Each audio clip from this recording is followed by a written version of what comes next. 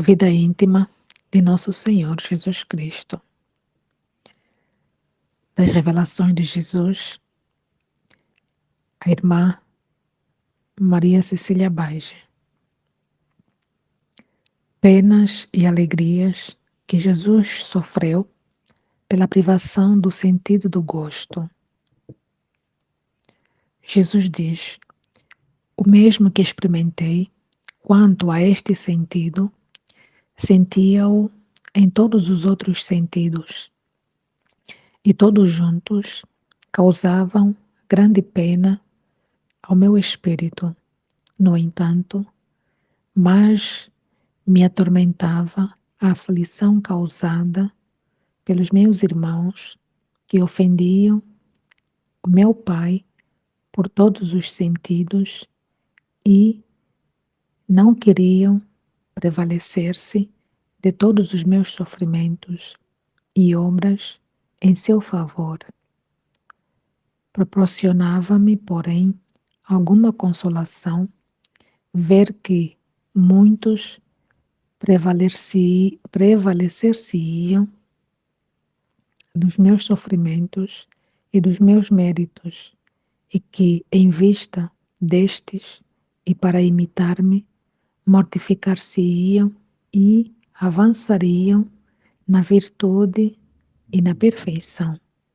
E eu, vendo a sua boa vontade e a correspondência à minha graça, incitava-me a amá-los mais e impetrar-lhe, rogar, pedir maior graça e fortaleza, a fim de que pudessem perseverar no bem e conquistar cada vez mais méritos para a vida eterna. Repouso noturno. Terminados todos estes atos de súplicas e oferecimento, como te disse anteriormente, a minha humanidade entregava-se a algum repouso, e embora pareça que, naquele estado, não houvesse capacidade de sono ou de outra coisa, sendo a criatura no seio materno incapaz de qualquer coisa, ficando ali como um corpo sem vida, ignorante e sem o uso da razão. Todavia, isso não me acontecia, porque habitava naquela estreiteza como uma criança privada de juízo e do uso da razão e de todos os sentidos quanto à aparência, mas de facto era verdadeiro homem, com todo o uso da razão, e Deus imortal. Por isso, era bem capaz de aflição e de alegria, tendo, pois, a minha humanidade algum repouso nas horas noturnas, e o meu espírito, unido ao Verbo, estava fruindo da atividade. Isto consistia em contemplar as perfeições divinas, a saber, a grandeza, o poder, a bondade, a misericórdia, o amor e a condescendência, a sabedoria, o império, o governo e todas as outras virtudes e perfeições divinas. Este deleite era assim.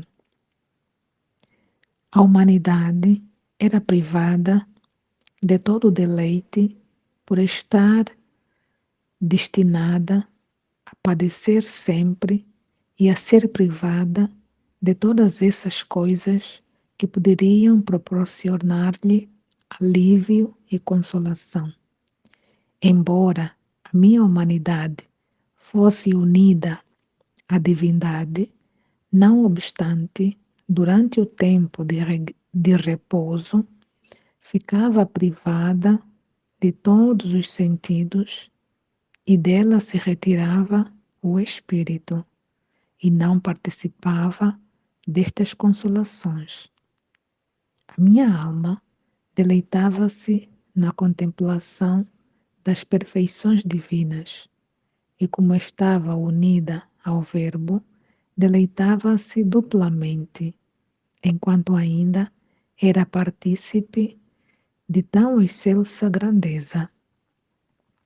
Louvava ao Pai Eterno, exaltando a sua infinita misericórdia e bondade por haver criado uma alma tão sublime e havê-la cumulado de tantas virtudes, méritos e perfeições e de tê-la unido tão perfeitamente ao Verbo Eterno, que nasce ab eterno desde sempre no seio, no seu seio paterno. E então a alma, unida ao Verbo, louvava, bendizia e dava graças ao Pai Eterno, que ela contemplava abertamente. O Verbo Eterno fruía, pois, de todas as perfeições divinas, das quais te falei acima, e fruía delas de modo mais sublime e perfeito, porque delas usufruía como coisa própria, sendo também Ele Deus eterno, imortal e impassível. Não obstante, porque estava unido à natureza humana e por esta parte era menor do que o Pai, fruía como costuma fazer um filho das riquezas, honras e grandezas do próprio Pai, e delas desfruta como herdeiro e senhor.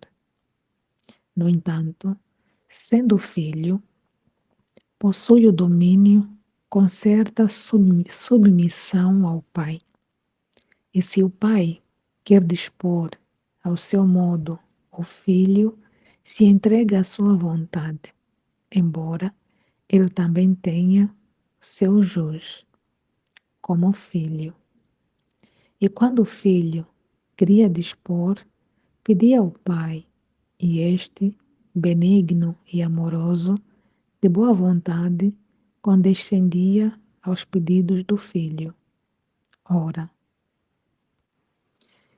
eu fruía, ou seja, desfrutava e dispunha exatamente assim dos bens do meu Pai. Louvava-o e glorificava-o, e estando o Verbo unido à alma, juntos desfrutavam como uma só coisa. De facto, estavam tão perfeitamente unidos que o Verbo era uma coisa com a alma.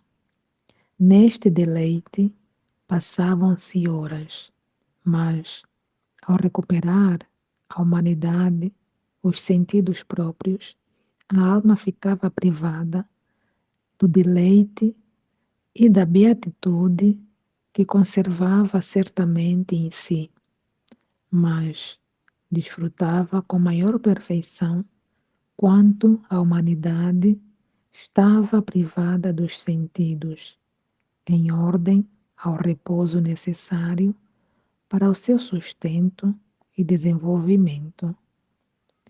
Não deixava, no entanto, de oferecer ao meu Pai este sono ou repouso, e porque era inteiramente santificado, eu rogava que se dignasse, em virtude dele, santificar os repousos noturnos de todos os meus irmãos e não permitisse que, durante essas horas, fossem surpreendidos e molestados pelos inimigos infernais, os quais, nessas horas e ocasiões, costumam mais do que nunca desencadear e desabafar o seu ódio contra Deus nas pessoas dos meus irmãos, incitando-os ao mal, embaraçando-lhes a mente, obscurecendo-lhes o intelecto, aliciando-lhes a vontade e induzindo-os com muita facilidade a consentir no pecado por eles instigado. Nisto, como em todas as coisas, o Pai me satisfazia prontamente dar a todos os meus irmãos uma assistência especial nessas horas, a fim de que o inimigo fosse abatido e não pudesse continuar em seus péssimos planos. De cada vez que eles hajam protestado, não quererem consentir nas sugestões e assaltos do inimigo infernal, e com vontade verdadeiramente deliberada, renunciem a tudo o que o demônio haja podido instigar de mal neles, tanto por sugestões quanto por factos. E, na verdade, obtém gloriosa vitória quem, se prevalecer da graça e da assistência divinas, e não contradizê-la, como fazem muitos que dão entrada ao inimigo pelo pecado. E, ao se entreterem a discorrer com ele, dão-lhe campo para poder assaltá-los, e encontram-se assim sem forças, por terem rejeitado a graça divina, sendo por isso vencidos e dominados. Jesus previne a sua serva. Não te admires, esposa caríssima, se, na tua mente, sentes alguma dúvida a respeito de quanto até agora te disse e ainda te direi.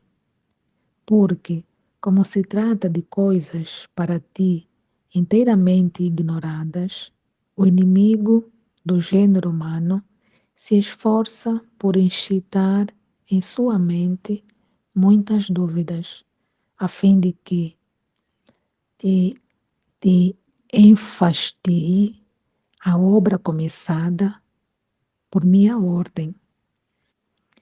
Assim, procura entorpecer a paz e a serenidade de espírito de que desfrutas ao escrever, o que a mim, unicamente, por bondade e misericórdia, me compraz comunicar-te.